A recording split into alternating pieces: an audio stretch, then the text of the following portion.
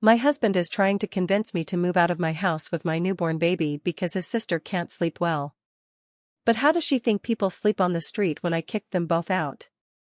When my husband suggested his sister move in with us, I hesitated.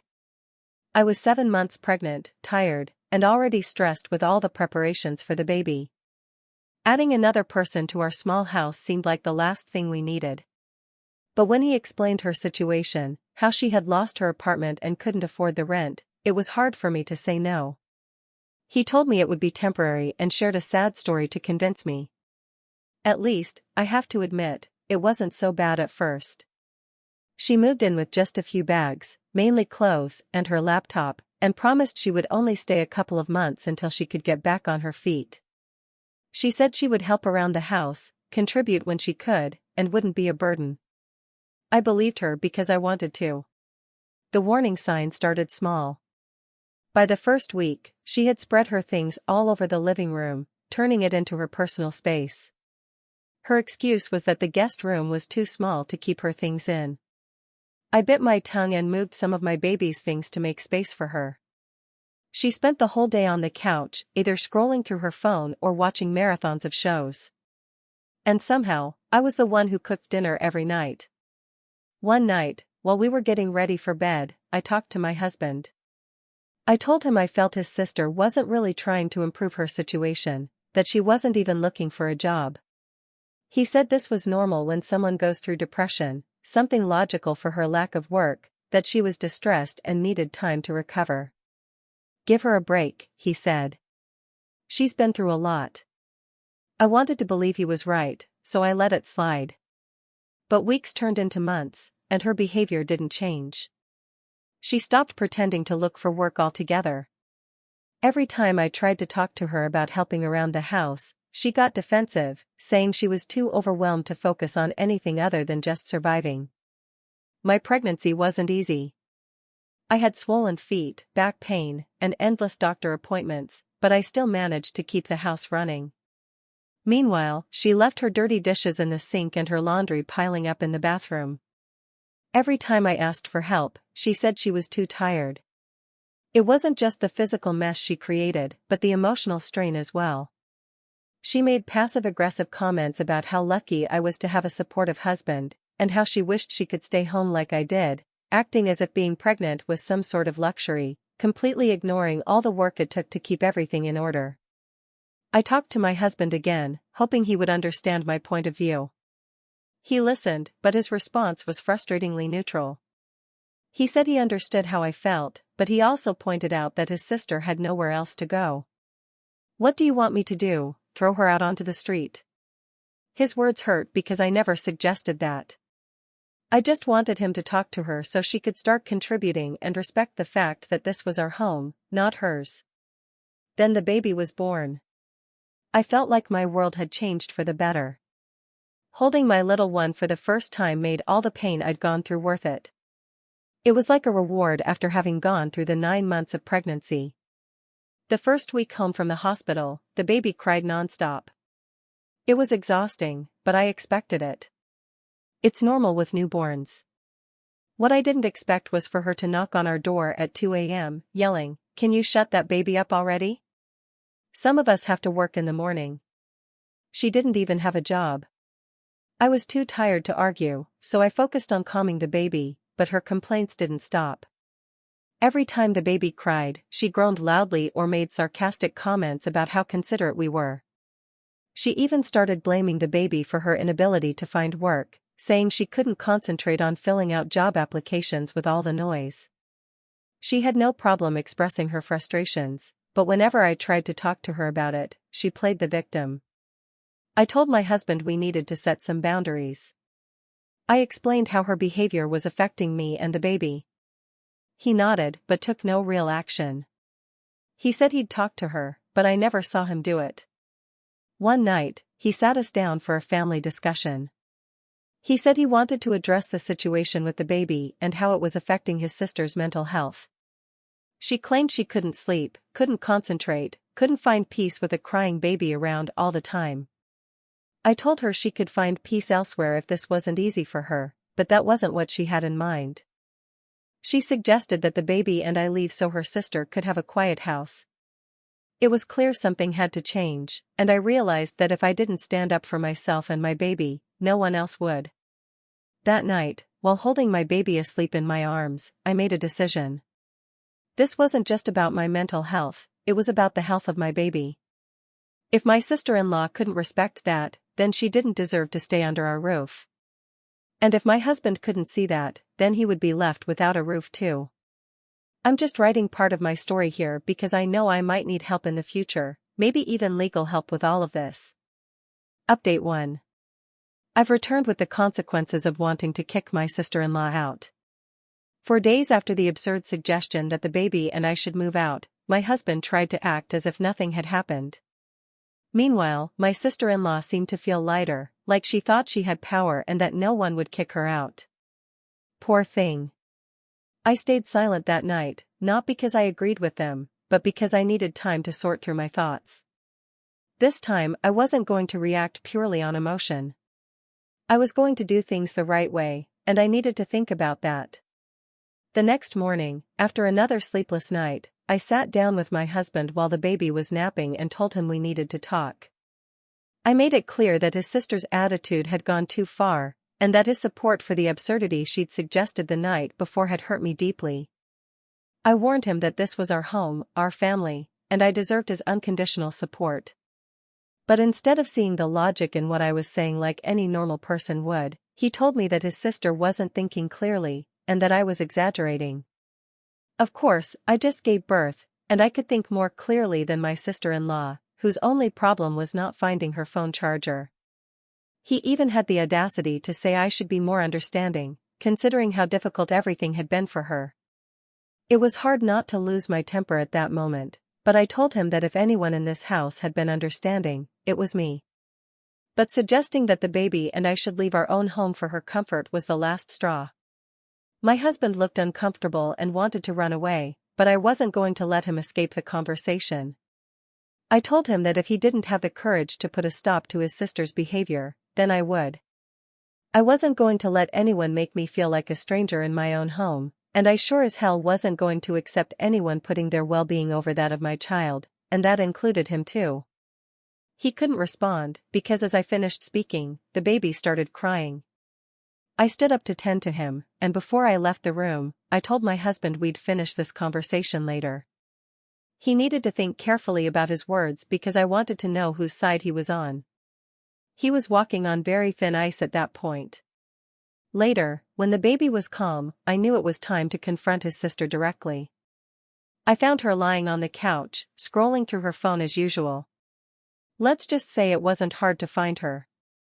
I stood in front of the TV, blocking her view.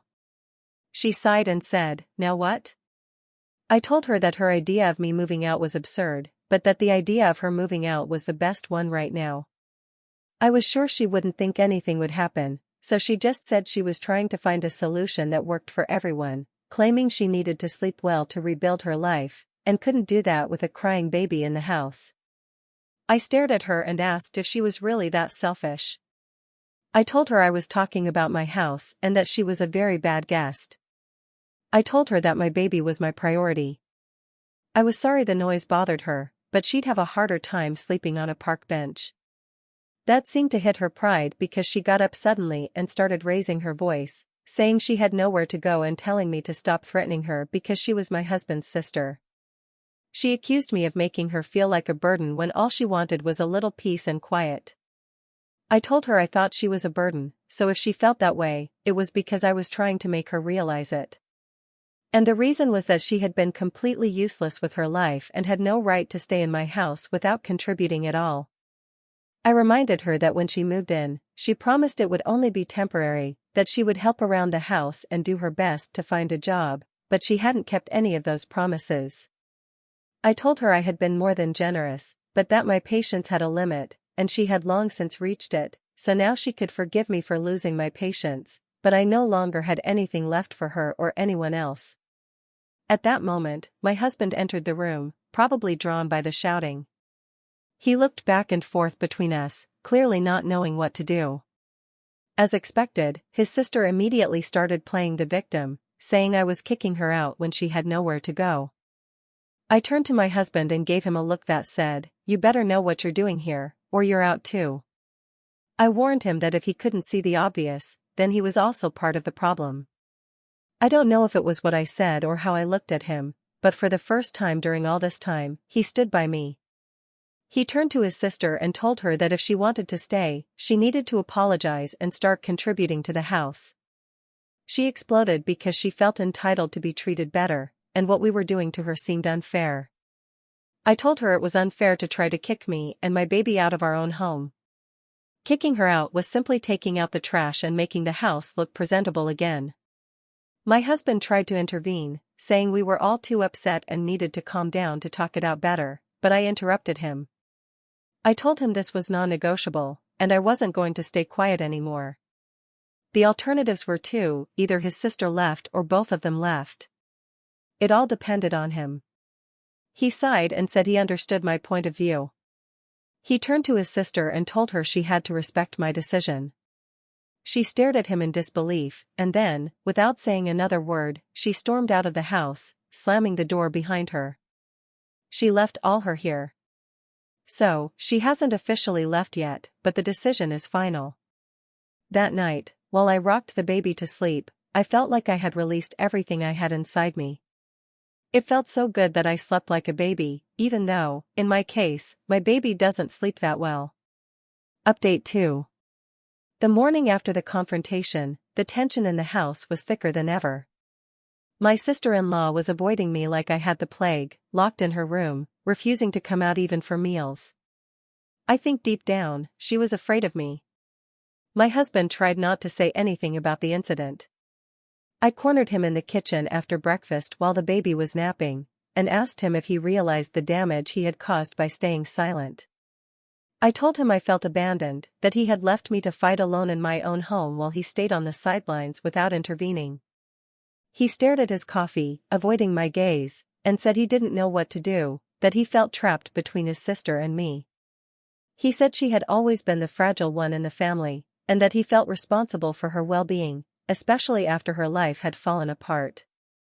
I told him that while it was admirable that he cared for his sister, it wasn't his duty to let her walk all over me just so she could feel better. I reminded him that I was his wife, the mother of his child, and that I deserved to feel safe and respected in my own home. I made it clear that if he couldn't prioritize me and the baby, maybe he didn't deserve to be part of our family. That seemed to touch a nerve. Finally, he looked up and said he didn't want to lose me or the baby, and that he would try to support me more. But he asked me to give his sister a little more time to process everything before she left. I told him no. She had used up all her extra time. I said the maximum I would tolerate was 1 week, just enough for her to find a place and move all her things out. Later that same day, I heard her on the phone in her room, venting to someone, probably a friend, about how badly I had treated her. She was playing the victim, saying I was kicking her out with no place to go, complaining about the baby crying and how she couldn't sleep well at night. I stood in front of her door, burning with rage. It took all my self-control not to burst in and put her in her place. Instead, I walked away and started making plans. Over the following days, I began to reclaim my home. I packed up her things little by little, folding her clothes calmly and placing everything in boxes in the guest room. I didn't want her to have any excuses to stay longer when the time came for her to leave. My husband noticed, but didn't say anything, probably because he knew he didn't have any valid argument to question me. Finally, the week came to an end. That morning, I knocked on her door and told her it was time to go. She shot me a look that could kill, but she didn't argue because she knew she wouldn't win. She gathered her things in silence, throwing poisonous glares at me every time she passed by. My husband helped her load her belongings into the car. And no, I won't say he did it for our baby, because he hasn't done anything for him. When she finally left and the car disappeared down the road, I felt such relief that I could almost breathe better. I turned to my husband and told him this was a new beginning for us, but only if he was willing to prove that our family was us and that he was ready to put our happiness above everything else. He nodded and said he understood. He apologized for not supporting me earlier and promised he would do better. I looked him in the eyes and told him I was going to hold him to that promise because I would never again tolerate being treated like that. That night was the best in a long time. Even my baby slept better, maybe because all the negative energy from my sister-in-law was finally gone. Update 3: A week after my sister-in-law left, the house finally returned to normal. The baby slept better, I slept better, and even my husband seemed to be trying harder to fix things. He had been attentive and regretful, so when I heard her voice outside my door one afternoon, I couldn't believe what I was hearing. I must have misheard, but that wasn't the case. There she was, standing next to my husband, suitcase in hand, acting as if she had the right to come back into my house. I opened the door and looked at them both. I asked my husband what the hell he thought he was doing. He had the nerve to tell me he couldn't leave his sister with nowhere to go, and that she had promised she wouldn't cause any more problems.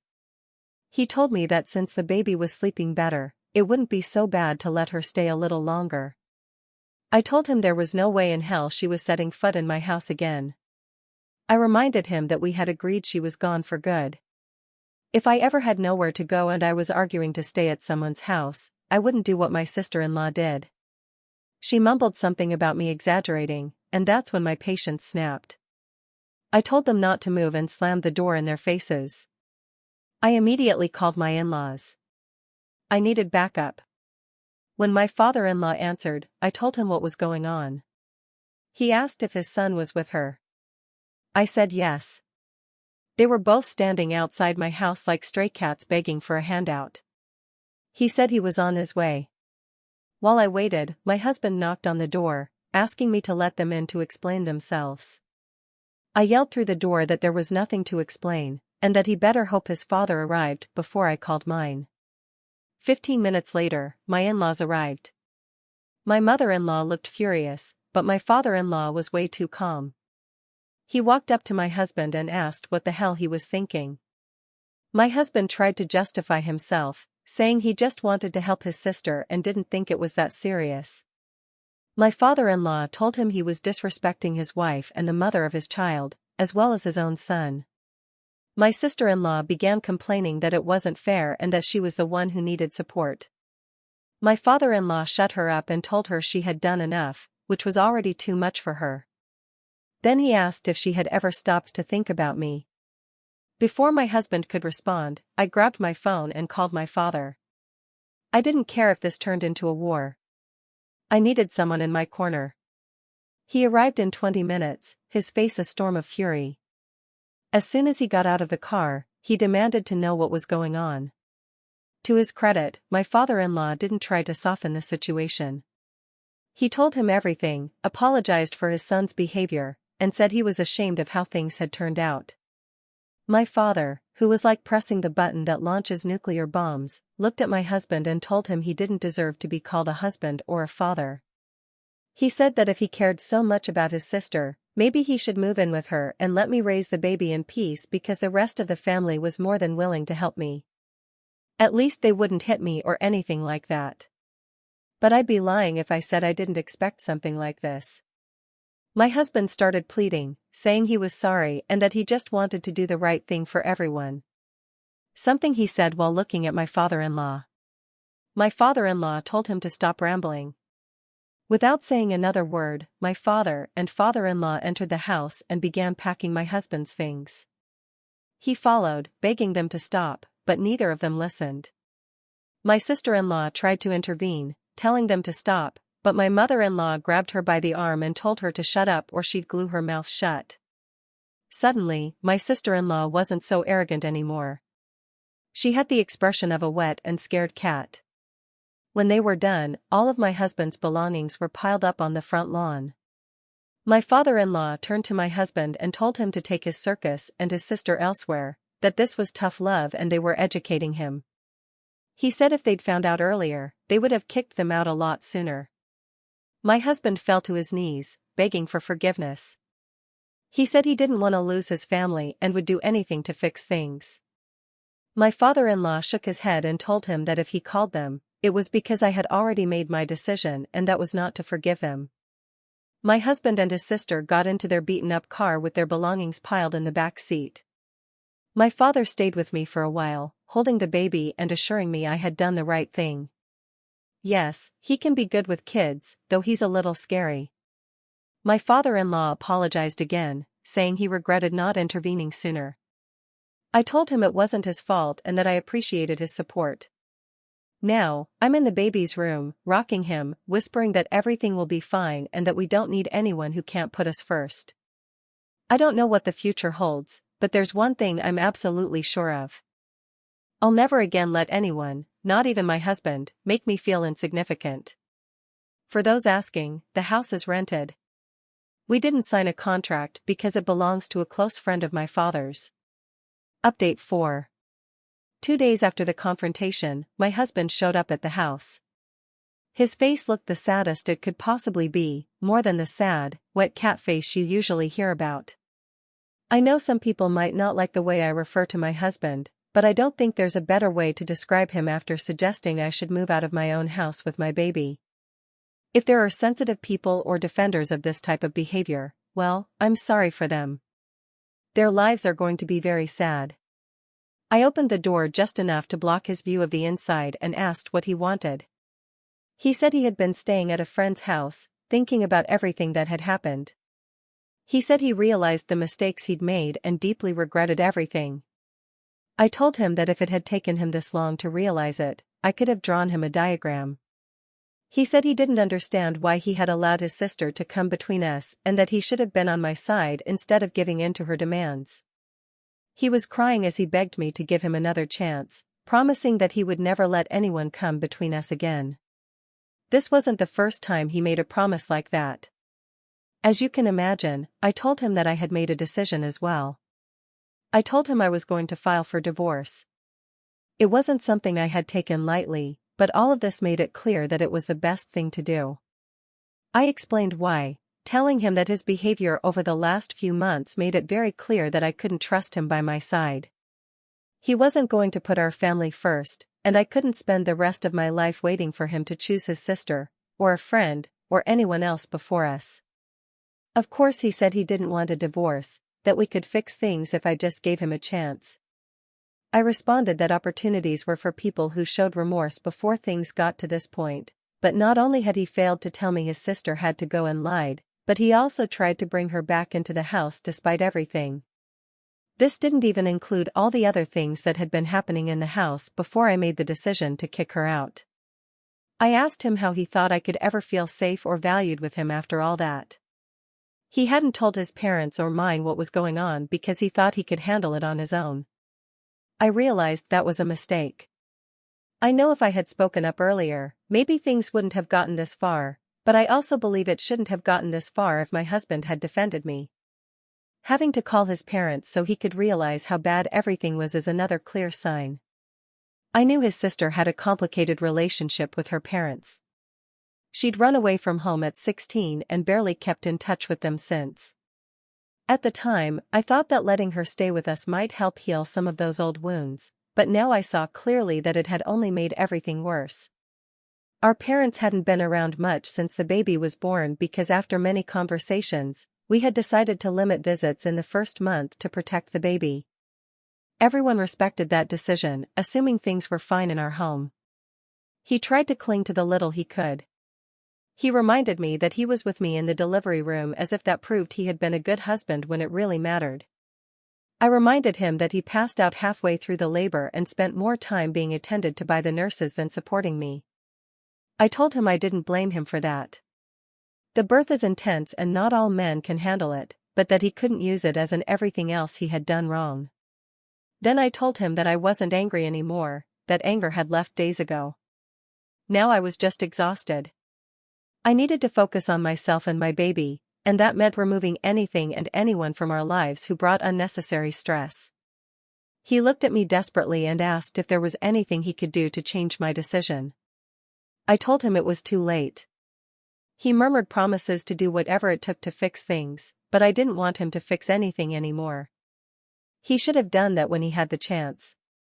He should have chosen his wife and child before we got to this point. Now it was simply too late. Update 5. The divorce still isn't finalized, those things take time, but at least everything that needed to be presented has been done, and I'm just waiting for the court to grant it. My husband has avoided signing the papers because he doesn't want to give up on me. But he saw that I wasn't hesitating about the divorce, so he had a brilliant idea. Call my father's friend to say he wanted to take over the rental of the house. Bad idea. The friend called my father, who told him everything that had happened, and then called my husband to tell him that if he were his son-in-law, he'd slap him.